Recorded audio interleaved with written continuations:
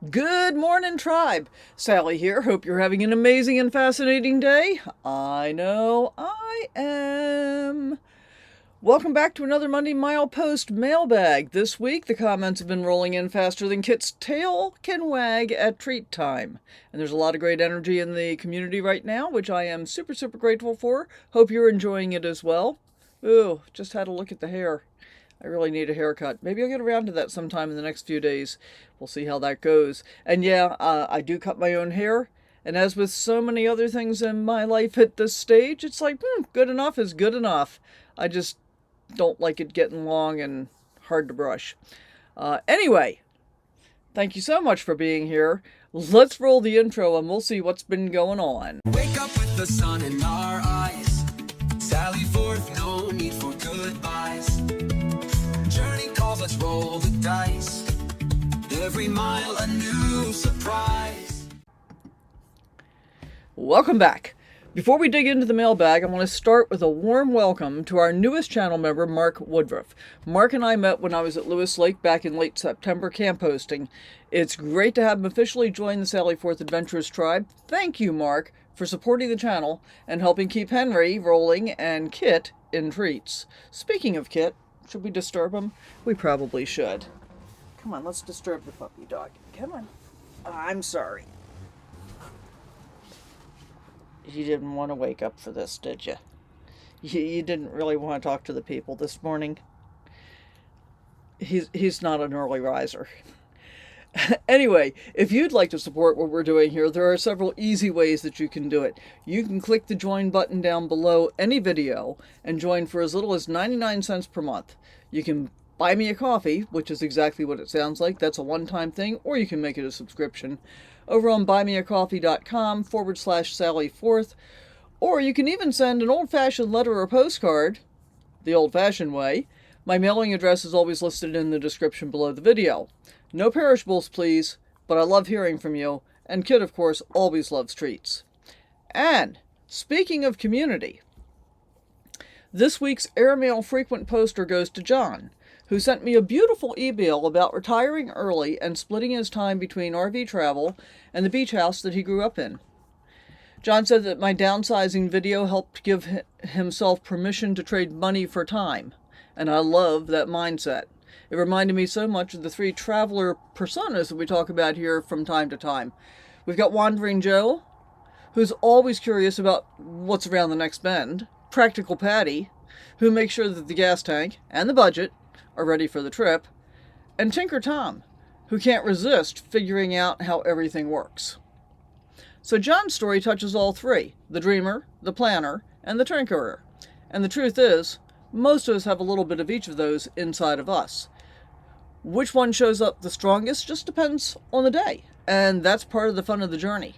So as you listen through today's comments, see which one you identify with most. Is it Wanderin Joe, Practical Patty, or Tinker Tom? And drop it in the comments down below. I'm really curious about what resonates for you. And by the way, when you leave a comment on any video, you'll usually see a little thumbs up from me pretty quickly. Dog hair. That's my way of letting you know that I've read it and seen it. Then, when I reply later, which might be a few days or even a week afterward, you might see a heart pop up too, in addition to my response. It's just my way of keeping our conversation going, even when I'm off chasing new adventures. And part of what I've discovered is I'm really good at responding on the keyboard on my computer. I'm really bad at writing comments on my phone, so I just don't do it. But I usually read them on my phone. So I've decided thumbs up first, comments when I can get to them. And keep them coming, because I really appreciate every comment from every person.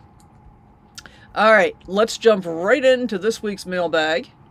From the video Boondocking Made Easy, when and where to find free overnight RV spots, this video covered how I start my search for free overnight parking, from apps and timing tips to my personal system for finding safe and legal boondocking spots on travel days.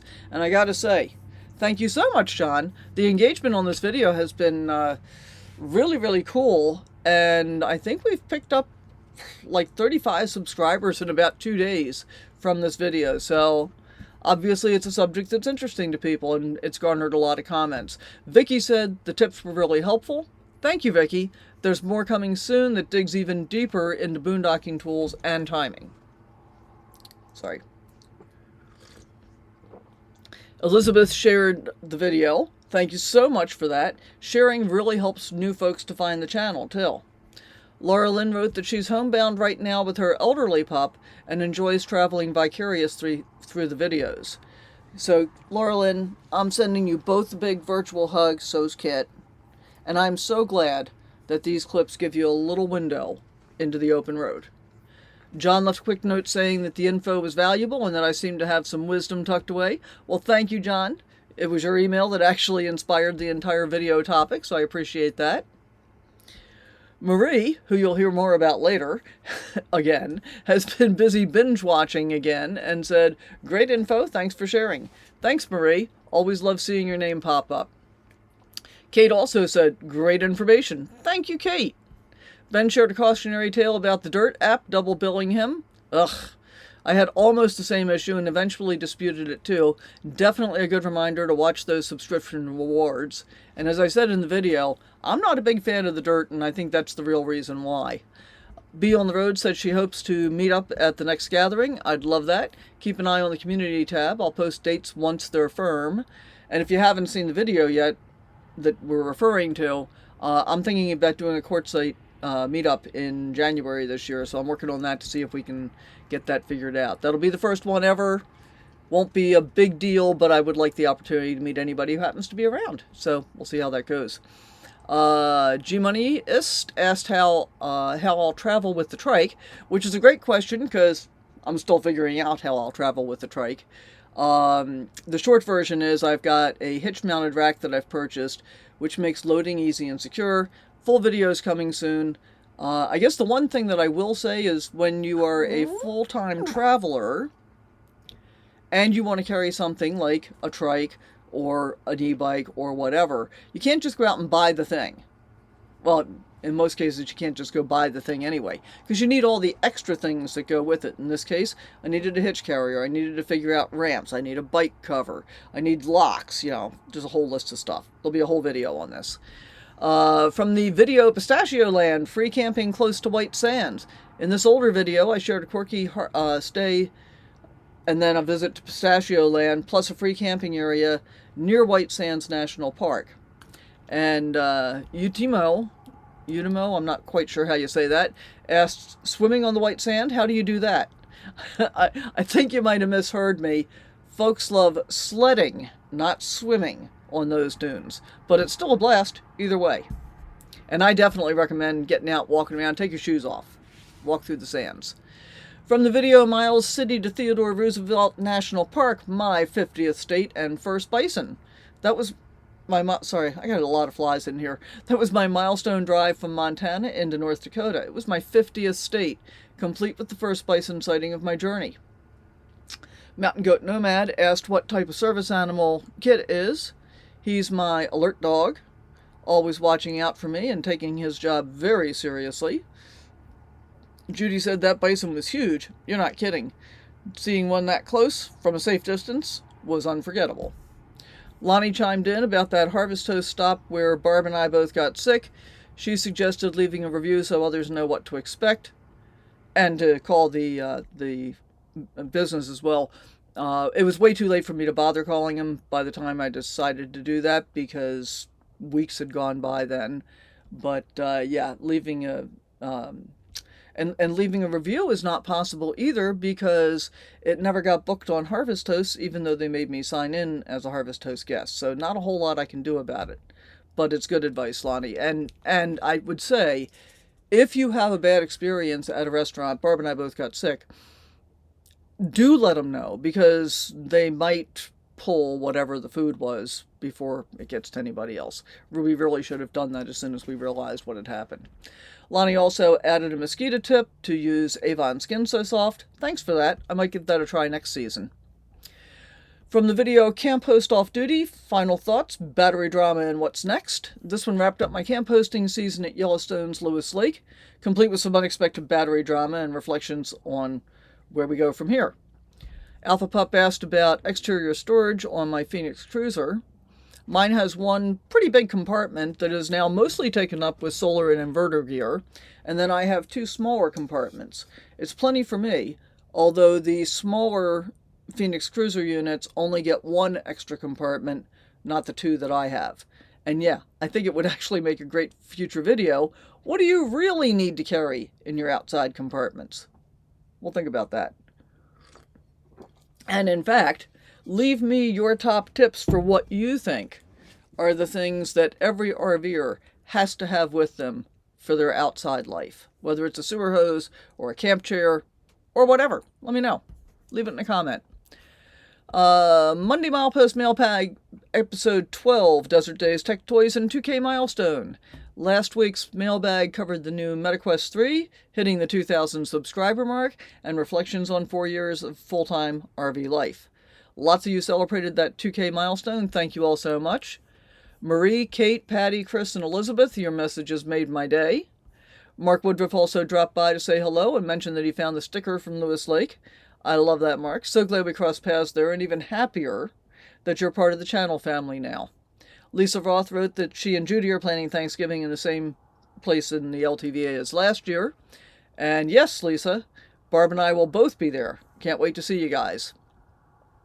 From the video Cold Mornings and Geothermal Surprises at Lewis Lake, this video shared one of my frostiest mornings yet at Yellowstone, along with a surprise geothermal spot that warmed things right up, at least from the view.